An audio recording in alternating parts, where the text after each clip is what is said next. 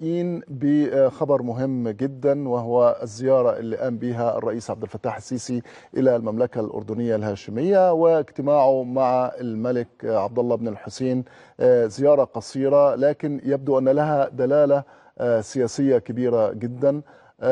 الرئيس عبد الفتاح السيسي كان بيصطحب معاه وزير الخارجية والسفيرة فايزة أبو النجا. فايزة أبو النجا اللي عينت من فترة قريبة مستشارة للأمن القومي، بتصاحب الرئيس السيسي في أول زيارة خارجية، في أول مهمة ربما لها في الخارج، بصحبة الرئيس عبد الفتاح السيسي واجتماعه مع الملك عبد الله ملك الأردن. طبعا الاجتماع مع الملك عبد الله الأردني يعني بيحمل مغزى كبير، بيقول إن مصر بتتحرك في المنطقة، وإن التحديات اللي حوالين مصر من كل الجهات هي في صلب هذه التحركات الدبلوماسية.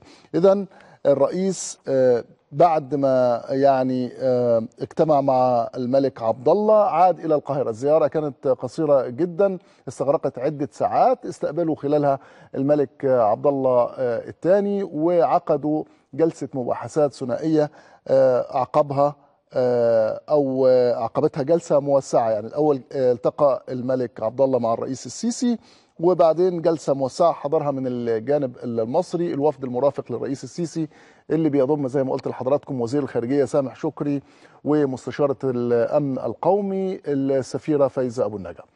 السفير علاء يوسف المتحدث باسم الرئاسة قال إن الزعيمين استعرضوا عدد من مستجدات الأوضاع الإقليمية والدولية، لا سيما في أعقاب الزيارة اللي قام بها ملك الأردن إلى واشنطن مؤخرا، ومناقشة التطورات على صعيد مشروع القرار العربي المنتظر تقديمه إلى مجلس الأمن لإنهاء الاحتلال الإسرائيلي لفلسطين في غضون فترة زمنية محددة. زي ما حضراتكم دي صور من القمة اللي جمعت الرئيس عبد الفتاح السيسي والملك عبد الله الثاني. يمكن دي صور اللقاء الثنائي اللي جمعهم في جلسة موسعة زي ما قلنا لحضراتكم، حضرها من الجانب المصري الوفد المرافق للرئيس، وكان منهم سامح شكري وفايزة أبو النجا. السفير علاء يوسف قال كمان دي صور الاجتماع الموسع.